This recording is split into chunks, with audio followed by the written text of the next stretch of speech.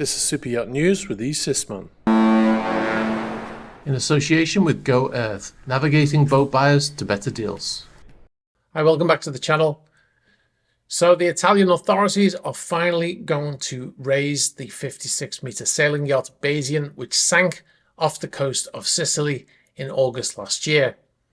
Plans are in place to raise the yacht that sank, killing 7 people, including Mike Lynch, his daughter, and 5 others, including the yacht chef, in a freak storm on what was meant to be a celebratory holiday after the completion of a decade-long court case in the US. Initial estimates of how long it would take to accomplish this operation seem to have been optimistic, let's say, as the yacht was originally meant to be raised in January of this year, but now they're saying spring, possibly April, which probably means May. The super sailing yacht is being raised as part of an investigation into the sinking of the vessel and is being funded by the vessel's insurance company. Italian authorities said it was needed to raise the vessel to be able to complete the investigation into what caused it to sink during what Italian military said was an unprecedented storm, with what they believed to be a downburst hitting the vessel from above. The Italian authorities wanted to remove the vessel from the water completely in one piece. The vessel is intact on the seabed. However, this has now been changed according to the independent newspaper. Italian prosecutors and Coast Guard have selected a recovery project led by TMC Marine Consultants Limited, which involves pulling the mast off the vessel and out of the water separately from the rest of the hull, a source told the newspaper. The plan appears to be to remove the mast, right the hull on the seabed, and then raise it using a series of airbags and strops connected to a waterborne crane. There was a similar incident last year, maybe 2023, where another Perini Navi ran aground. We've got some video footage, and this is how they removed that vessel from that sandbank. So it's probably going to be something similar to this. That vessel's apparently the same size. Once the vessel has been raised, it's most likely going to be taken out of the water, probably in Palermo, and then the investigators will continue to try to figure out what caused the vessel to sink. The CEO of the Italian Sea Group has claimed from the very beginning that the port side door was left open, the shell door was left open without any evidence to back up that claim. So that will obviously be something that they'll be looking at immediately once the vessel's out of the water. A manslaughter investigation into the 3 crew members continues. The 3 included the captain, James Cuffield, the ship's engineer, Tim Parker Eaton, and the deckhand who was on watch on the bridge at the time, Matthew Griffiths. They are suspected of manslaughter and causing a shipwreck. But the investigations in Italy are not like they are in other places.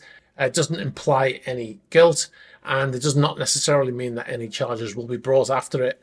But the prosecutors said they cannot continue the investigation until they've seen the vessel. There were 15 survivors of the 22 total on board, including 9 of the 10 crew, as well as Lynch's wife. The vessel was owned by a company controlled by Lynch's widow. Anyway, obviously we'll bring you more on that when we have it. We'll move on to our next story now. This is a safety bulletin that's been issued by the Cayman Islands. They issue safety bulletins. This is something that happens before a final report of an incident that's happened, but they want to get the information out there to prevent similar things from happening to other vessels. I'm going to read from that report. Now, it should be noted that the name of the vessel was omitted from this report, so it's just a safety bulletin. We do, however, think we know which vessel it was, although we don't know where it was or when it happened. So I'll read from the report anyway. It says the Cayman Islands Shipping Registry is aware of a sudden swamping of a vessel through the open shell doors during the recovery of a personal watercraft. The transom and portside doors were open at the time of the recovery operation, which was taking place in the early evening after the day's water sport activities. The conditions at the time of the recovery were described as near flat calm, but the vessel is known to have taken on a port list during recovery operations as reported by the crew. That will be because of the weight of the boat that they were hauling out of the water with the crane, most likely. During the recovery operation, the vessel was hit by 3 large waves, larger than they were experiencing at the time, of unknown origin, possibly wake from vessels passing by. That's just my guess, which resulted in significant water ingress. The water ingress led to the progressive flooding in all bilges and spaces aft of the engine room, and the vessel taking on a 10-degree port list. The water ingress also led to the failure of the hydraulic systems, and consequently the doors could not be closed. Vessel's main bilge pump was also not able to keep up with water ingress, and fearing for the vessel's safety, the master elected to beach the vessel to prevent the vessel from suffering from a further loss of stability. Vessel had guests on at the time, and fortunately all guests were safely relocated to shore, and there were no injuries reported to any persons on board. But for the quick actions of the master, the incident could have resulted in a serious marine casualty, potentially leading to capsize or foundering of the vessel.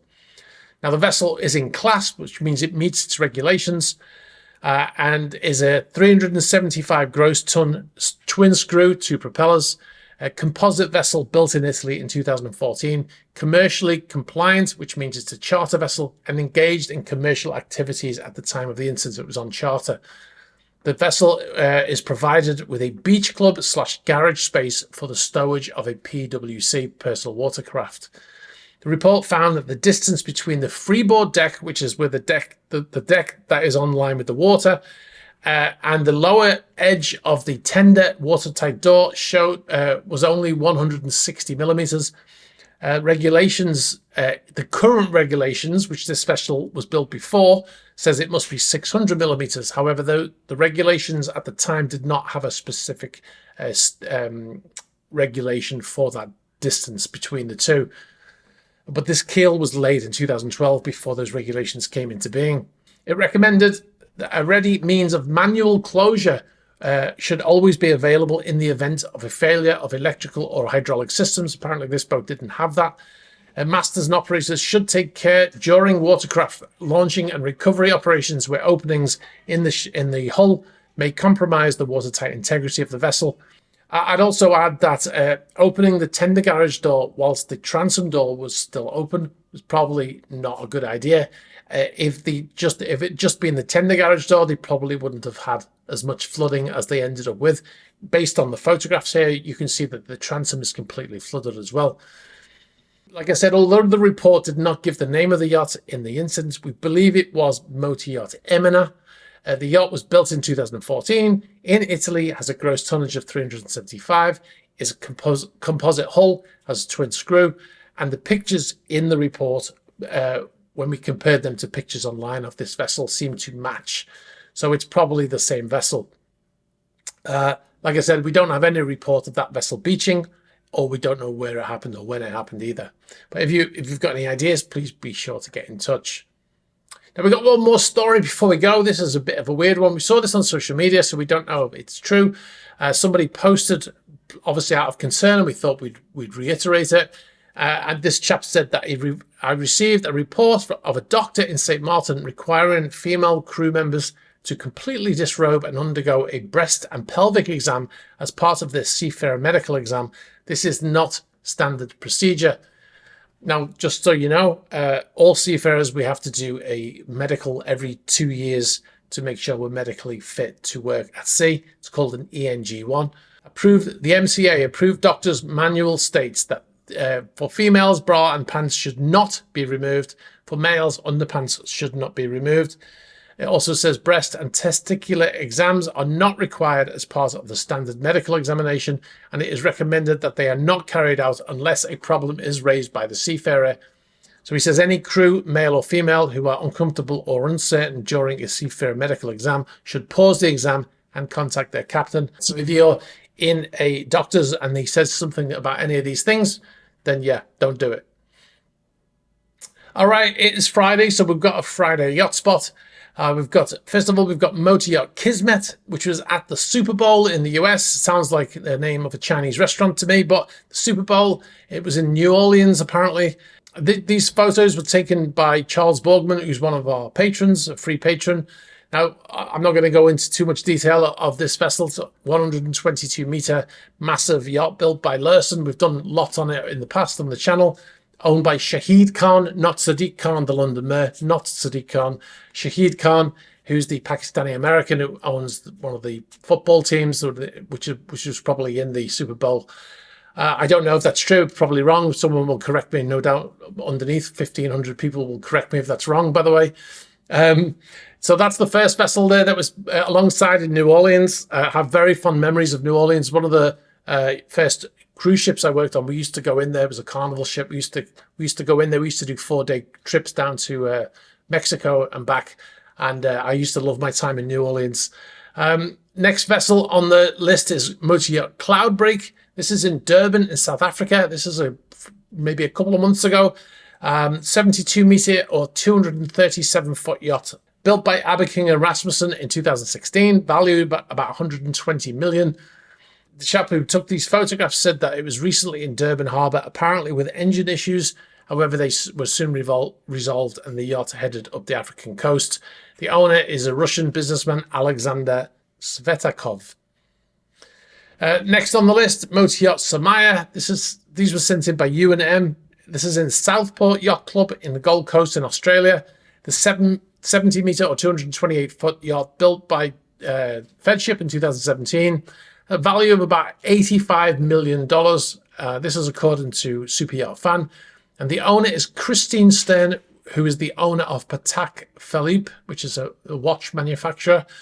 That's also according to SuperYacht Fan as well. All right, guys, that's about it. Be sure to check out our Patreon page. We've got over 1,000 members now, including our free members.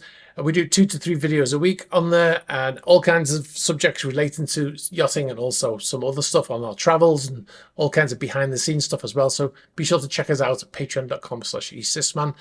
If you've got any information for us, please send it to the email address in the ticker. You can get us on the about page of the YouTube channel. You can get us on X. You can get us on Instagram and all that jazz as well. Be sure to like this video. Very important for the algorithm. Very important to get us pushed out to other people.